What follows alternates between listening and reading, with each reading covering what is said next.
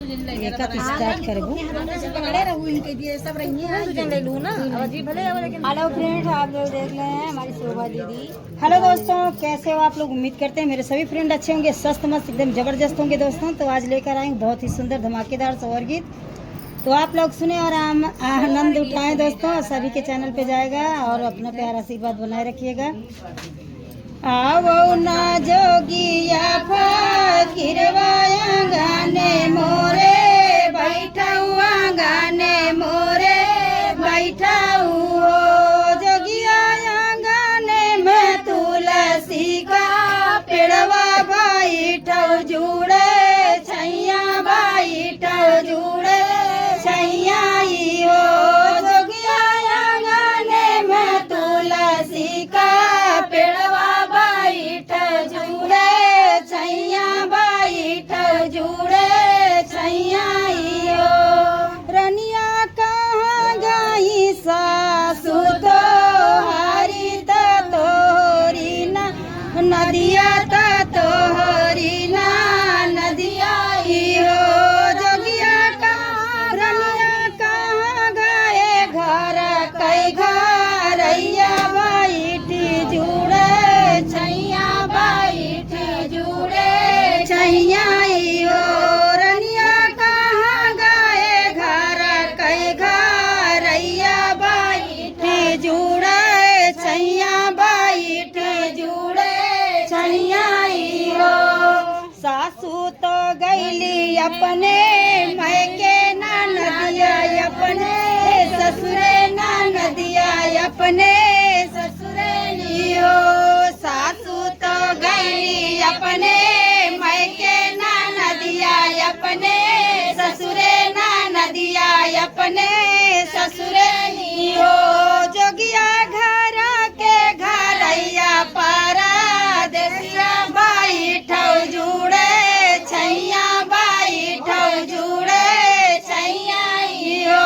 जोगिया घर के घरैया पारा देसिया बैठा जुड़े छैया, बैठा जुड़े छैया हो। इतना सुनाई जाबे जोगिया तो बहुत खुशिया बाए, बहुत खुशिया बाए हो। सखिया खलैला गई सोनवा गा घरिया पाहिरौधाना सुंदर, पाहिरौधाना सुंदर हो।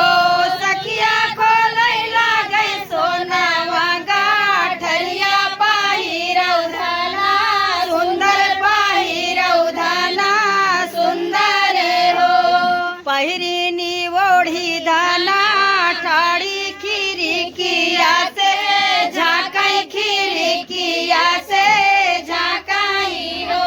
जोगिया आई गए घर कई घरैया तो जिया रबा चावो, तो जिया रबा चावा हो। जोगिया आई गए घर कई घरैया तो जिया रबा चावा, तो जिया रबा चावा हो।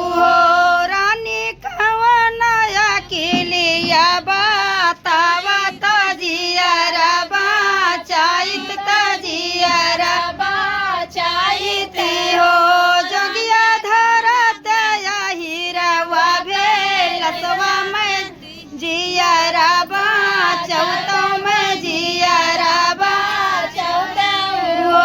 जोगिया धरत हीरवा भेलसवा दहिया बेचैया, दहिया बेचैया तो जिया रबा चौता, तो जिया रबा चौथा हो। इतना सुनाई जाबा जोगिया तो बहुत दुखित भाए, बहुत दुखित भाए हो। पतरे ने मुहा कहती रियावा तो बातिया से छरली, बातिया से छरली हो। सखिया पतरे ने मुहा कहती रियावा तो बातिया से छरली, बातिया से छरली हो। तो दोस्तों हमारा ये सोहर गीत कैसा लगा आप लोग कमेंट में जरूर बताइएगा। और दोस्तों राधे राधे लिखना कमेंट में नहीं भूलिएगा। जय श्री कृष्णा, जय श्री राधे।